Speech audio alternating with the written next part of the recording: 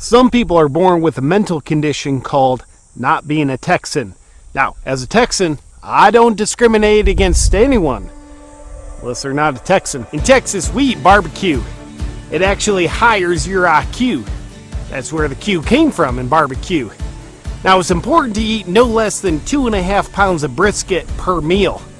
Once you get meat sweats, you're halfway there. And feeling full and uncomfortable are not signs you should stop eating.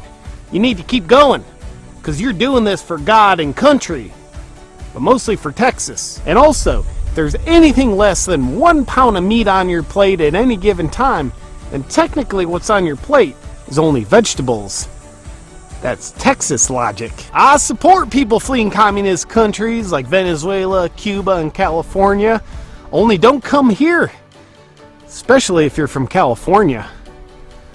They're the only kind of communists that seem like they haven't learned their lesson. Our one true God is God, and our other one true God is guns.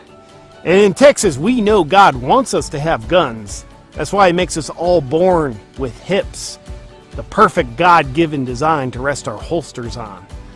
There's no other reason why God would give us hips. As a Texan, I know the government is my enemy, and its only purpose is to protect us from bigger enemies. In Texas, we know the most secure financial investment isn't Bitcoin, it's ammo. You can't load Bitcoin into your 9mm, so it provides literally no security. Hypothetical, let's say grandma gets bit by a rattlesnake and dies in the backyard and leaves you exactly $37,000. What do? You buy no less than 37,000 rounds of 9mm ammo. Or perhaps you want to diversify your portfolio with ammo for your .45, your shotgun, your AR-15, or any of your other guns. Please consult with your registered ammo advisor to see what the right investment strategy is for you. Whoa, now let me stop you right there. Austin might be the state capital, but it is not a part of Texas.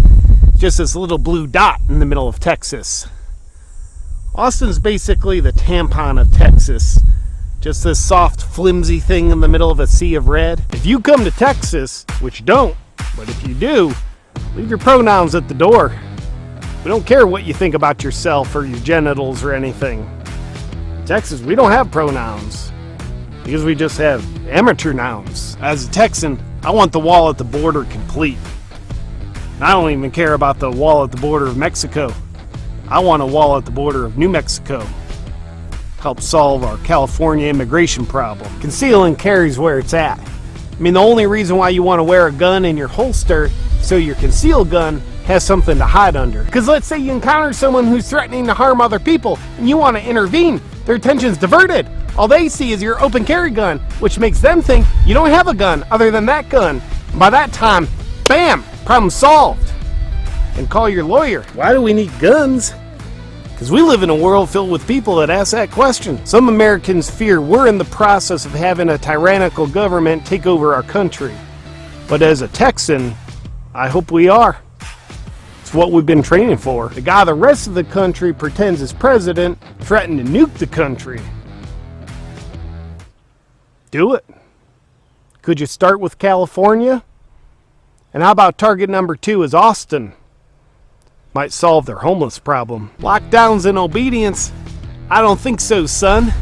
Texans are born with what's called a backbone, which gives us bravery. So you might want to wipe that streak of shit off your little man panties and do something that scares you. And also eat a couple pounds of barbecue, which will make that streak come back, only for different reasons.